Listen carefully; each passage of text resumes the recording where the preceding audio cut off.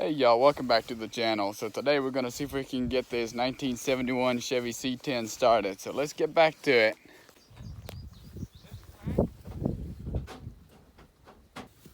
So we don't have a key for the ignition. I didn't realize that when I got the truck because there was a key on the inside, and I didn't realize it was not the actual key for this truck.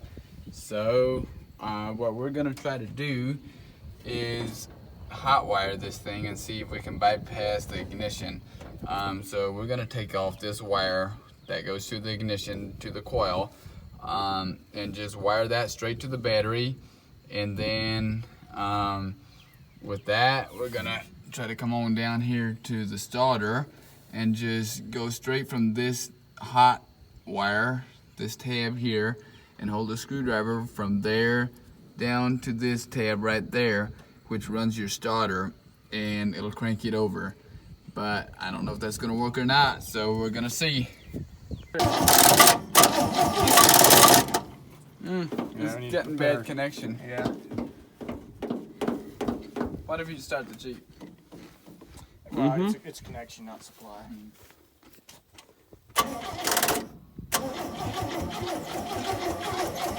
Hey, battery's getting low. Sorry for the deep. It's the drain the battery. Wow, that sounds good. It sounds like it's got compression. Yeah.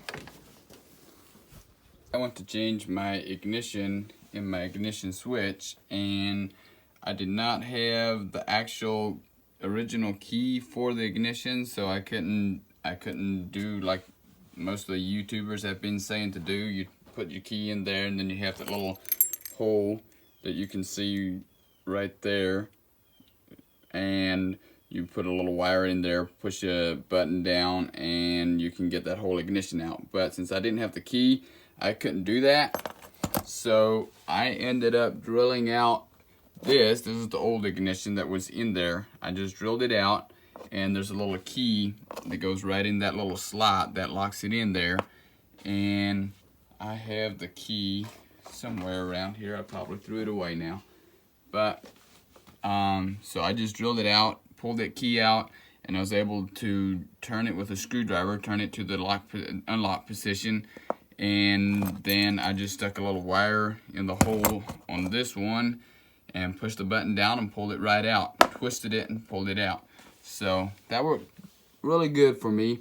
One thing you want to make sure that you do when you're drilling is put a mark on your drill bit so you don't go any deeper than the depth of this thing, because if you go down further than that, you're going to run into trouble and you're going to be replacing this whole ignition switch.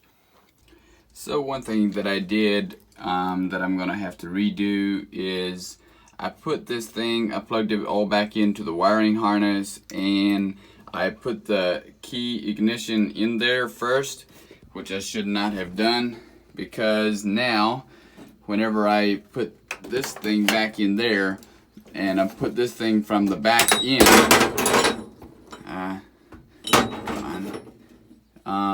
this will not fit. Here, let me see.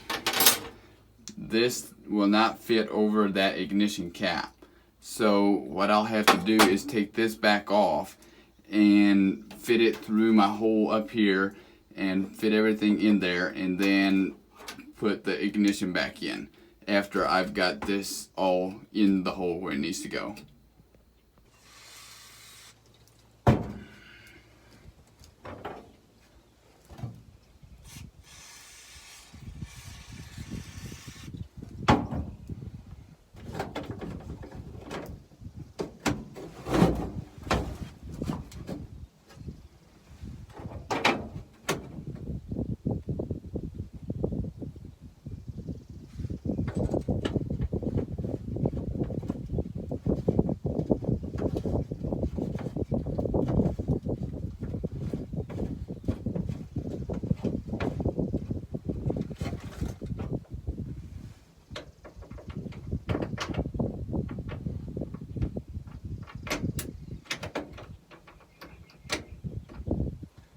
Alright, there she is. The key is now on, and there it should start right there. And right there is off position. So it's all ready to go. I'll still have to tighten this ring up a little bit. Okay, so now that we have the ignition changed, let's see if we can get this thing started. So previously we didn't have any spark coming to the spark plugs, but I got that fixed now. I didn't have any videos of it, but I'll tell you a little bit of what I did. So we connected this wire back and checked the voltage and everything. There's power coming to the coil. There's power coming from the coil down to the distributor cap, down right here to the center.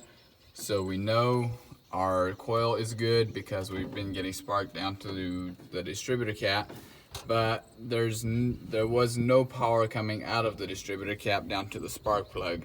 So I ended up actually taking the distributor cap off and changing that and the rotor button, which is directly underneath. This distributor cap has got that little thing that goes around in circles and makes connection to all of the different spark plug wires. And that didn't change it, so I dug a little deeper. There's this little ignition thing all the way down here, kind of to this side of the distributor cap, that will transfer the spark up to these up to the rotor button. So basically that was all corroded. It looked like it was changed at some point, but it was all corroded and it was not making any connection. I just cleaned it off really good, put everything back together and checked for spark, and I had it. So yeah, let's see if it'll run. Put some gas in here. Whoa, might be a little much. Okay, crank it.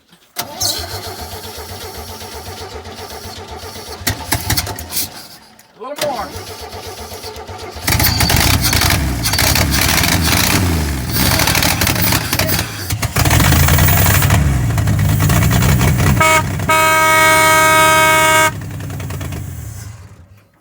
Alrighty, it runs. Okay, thanks for watching this video. If you want to stay updated to the next videos as I keep working on this truck, please like and subscribe down below, and we'll see you next time.